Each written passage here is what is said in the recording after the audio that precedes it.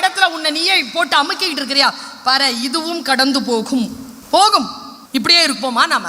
இல்லையே. என் வாழ்க்கை சூதாடுகின்ற எதுவும் எனக்கு எதற்கு?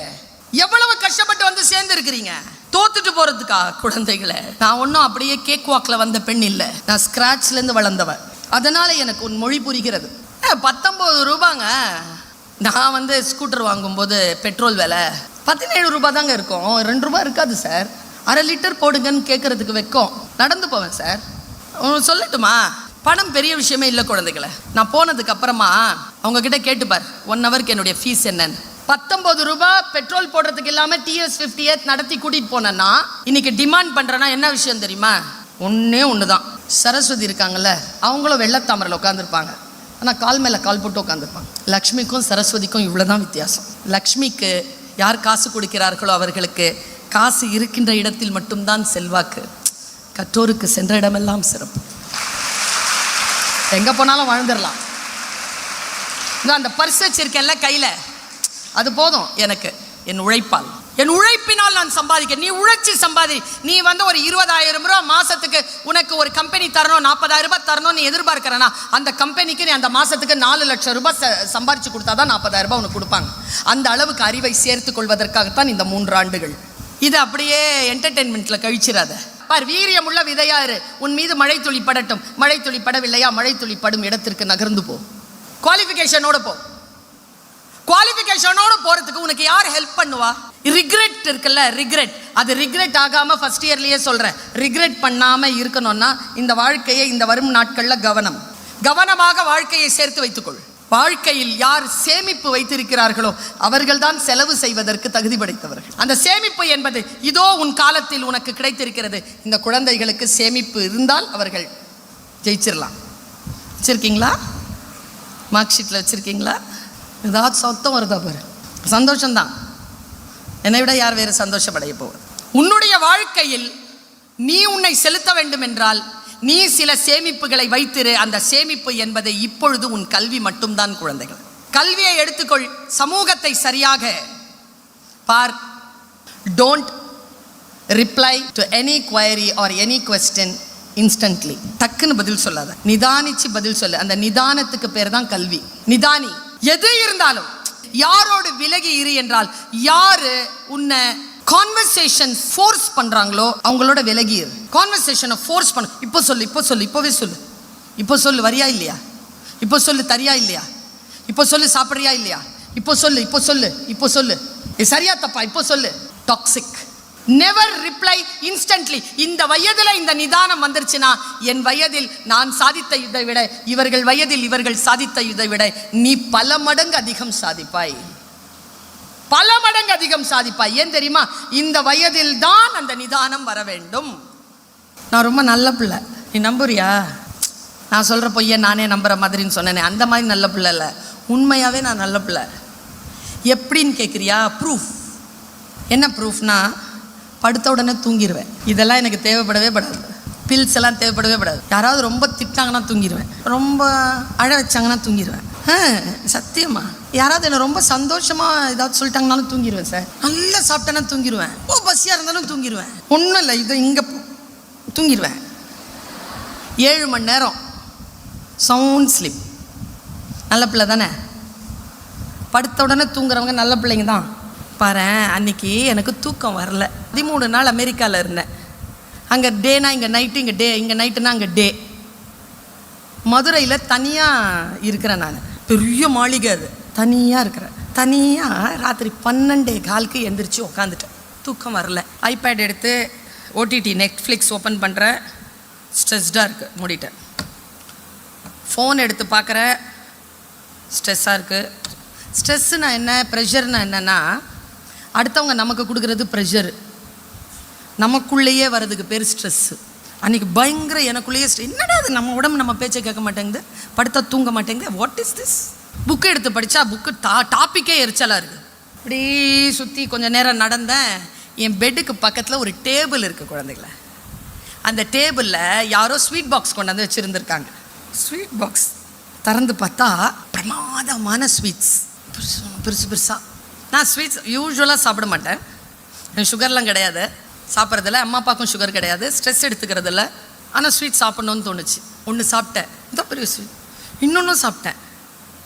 சாப்பிட்டு நிறைய தண்ணி குடிச்சேன்னா தூங்கிட்டேன்.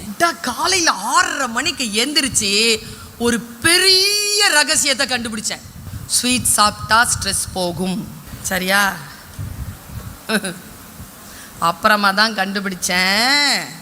28 வருஷ வாழ்க்கையில், பொது வாழ்க்கையில் நான் கண்டுபிடிச்ச ரகசியம் எனக்கு 6:40க்கு உதயமாச்சு. பின்னால் ஒரு ஒளிவட்டத்தோட.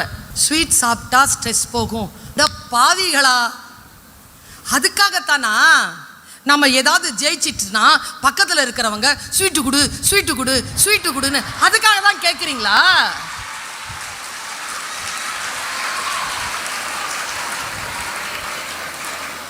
ஐயோ, ஒரு பெரிய உண்மையை கண்டுபிடிச்சேன். என்னன்னா, ஜெயிச்சிட்டா அடுத்தவங்களுக்கு ஸ்வீட் கொடு, தோத்துட்டா நீ சாப்பிடு. சில பேர் பொறாமப்படுவாங்க. இந்த வயசுல இல்லைன்னு நினைக்கிறீங்களா மேடம்? எனக்கு தெரியாது டீச்சர்ஸ் மத்தியிலலாம் இருக்கான்னு.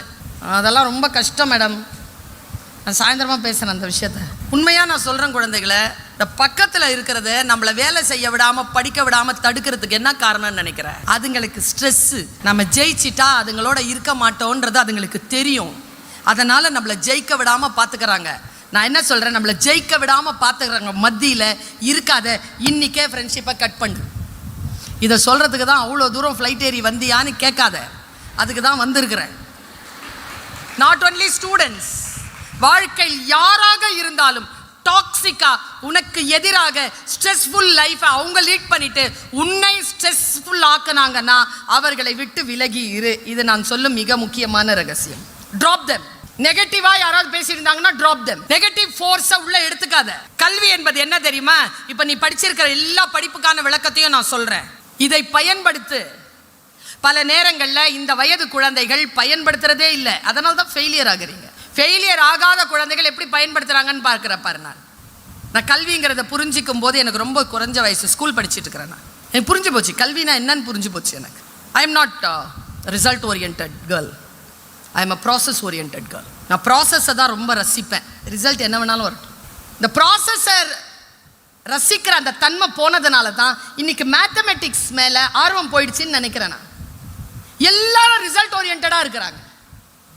மேத்தமெட்டிக்ஸ்ங்கிறது வந்து process oriented. It's a language. Language நமக்கு தெரியணும் அப்படின்னா நம்ம ப்ராசஸ் ஓரியன்டாக இருக்கணும். படிக்கிறத என்ஜாய் பண்ணு, எக்ஸாமினேஷன் அப்புறமா பார்த்துக்கலாம். முதல்ல படிக்கிறத என்ஜாய் பண்ணு. படிக்கிறத என்ஜாய் பண்ணா உனக்கு தேவையான ரிசல்ட் வந்து சேரும். நான் ஒரு கவிதை படிச்சுட்டேன்னு வச்சுக்கோயேன், நான் ரொம்ப என்ஜாய் பண்ணி அதை படிச்சுட்டேன்னு வச்சுக்கோயேன், நான் ஒரு 3-4 நாடுகளுக்காவது பயணம் பண்ணிட்டு வந்துடுவேன் அந்த கவிதையோட. அது எனக்கு முதலீடு. நான் எதை வாசிக்கிறேனோ அது எனக்கு முதலீடு. நான் உங்கள் எல்லாருக்கிட்டையும் ஒரு விஷயத்த சொல்கிறேன். யூபிஎஸ்சி எக்ஸாம் எழுதுறதுக்கு முதல்ல காலத்துலலாம் என்ன முறை? நான் தமிழ்நாடு முழுக்க நான் சுற்றுப்பயணம் செஞ்சு பேசுகிறவன். நான் சொல்கிறேன், பிரமாதமான லாங்குவேஜ் ஸ்கில் உங்ககிட்ட, முக்கியமாக இங்கிலீஷ் நல்லா வச்சுருந்தாங்க. ஒரு ஜெனரேஷன் கிட்ட நல்லா இருந்துச்சு சார். அது இப்போது எப்படி மேத்தமெட்டிக்ஸ் ஃபிசிக்ஸ் குறையுதோ அப்படி லாங்குவேஜ் ஸ்கில்லும் குறையுது. நான் ஒரு ரொம்ப நல்ல டிப்ஸ் கொடுக்குறேன். எது இந்த சமூகத்தில் ரொம்ப குறைஞ்சிக்கிட்டே இருக்கோ அதன் மீது நீ கவனம் செலுத்தினால் அடுத்த 10 வருஷத்தில் நீ தான் அதுக்கு மாஸ்டராக இருப்ப. யாராலையும் அதை தொட்டு கூட பார்க்க முடியாத அளவுக்கு. முதல்லலாம் ஐஏஎஸ் படிக்கணும்னா அவங்க என்ன தெரியுமா ப்ரொசீஜர் பண்ணிட்டு இருந்தாங்க? ஒரு காலகட்டத்தில் நான் சொல்கிறேன் என்ன பண்ணிட்டு இருந்தாங்கன்னா, டெய்லி 2 நியூஸ் பேப்பர் படிப்பாங்க. ஒன்று தமிழ், ஒன்று இங்கிலீஷ். அவ்வளோதான். நீ நினைக்கிறியா இந்த நாட்டில் இந்த உலகத்தில் என்ன நடக்கிறதோ அது டெய்லி நியூஸ் பேப்பரில் வருது. ஆனால் நம்ம படிக்கிறதே இல்லை. 5 வருஷம் தொகுப்பாக இருக்கிற புக்கை வாசி மண்டக்காயுது. நம்ம டெய்லி படிக்கிற பழக்கம் இருக்கிறவங்களுக்கு அது ஒரு மேட்டரே கிடையாது. இன்னைக்கு காலையில் நியூஸ் பேப்பர் படிச்சுட்டு வந்த மேடம் அப்படின்னு சொல்கிறவ கை தூக்கு. ஏன்னா நான் படிச்சுட்டேன் கேள்வி கேட்பேன். அப்புறம் எப்படி? நியூஸ் பேப்பர் படிக்கிற பழக்கமே இல்லாத நீங்கள் டிகிரி வாங்கிட்டு உங்களுக்கு மாதத்திற்கு 50,000 ரூபாய் நீங்கள் வருவாயை சேகரிக்க வேண்டும் என்றால் உங்களுடைய என்ன தகுதியின் அடிப்படையில் உங்களுக்கு வேலை கிடைக்கும்? Basic knowledge. Daily news paper படிக்கிறது, ஏதாவது ஒரு நியூஸ் பேப்பர். இன்னைக்கு என்ன நடக்குது? இதோ அரசியலில் அப்படி ஒரு பெரிய ஒரு சூறாவளி சூழல் நிகழ்ந்து கொண்டிருக்கிறது. ஒரு சாமானிய ஒரு மனுஷியா, ஓட்டு போடுறதுக்கான உரிமை கொண்ட ஒரு மனுஷியா, இன்றைய காலகட்டத்திற்கான விஷயங்களை நியூஸ் பேப்பர் படிக்காம வேற எப்படி நீ தெரிஞ்சுக்குவ? இல்ல மேடம், நான் இதில் தெரிஞ்சுக்கிறேன் மேடம். நான் இன்னொரு டிப்ஸ் கொடுக்குறேன். இதில் பார்த்தேன்னு வச்சுக்கோங்க, 5 நிமிஷத்தில் வேற ஏதாவது பார்க்க தோணும். நியூஸ் பேப்பர் கையில் வச்சுட்டு இருந்தேன்னா வேற எதுவும் பார்க்க தோணும். நியூஸ் பேப்பர் முழுக்க படித்து முடிப்பேன்.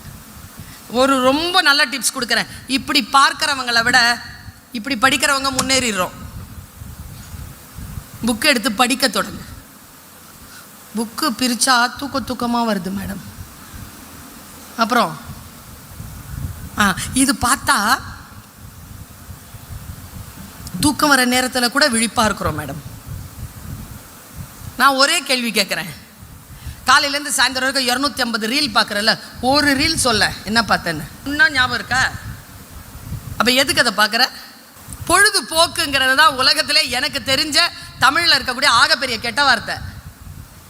அது சும்மா இருந்தாலே போயிடும். அந்த பொழுதை நீ எதுக்கு போக்குற? நீ என்னை நான் உன்னை ஜாலியாக சிரிக்க வைக்கிறதுக்காக நான் வந்த உடனே நீ கைத்தட்டல. வாழ்க்கையில் ஏதோ ஒன்று நான் சொல்கிறேன், அது உனக்கு பிடிச்சிருக்கு, நீ இம்ப்ளிமெண்ட் பண்ணும்போது அது ஏதோ ஒன்று நீ சாதிக்கலான்னு நீ நம்புகிற.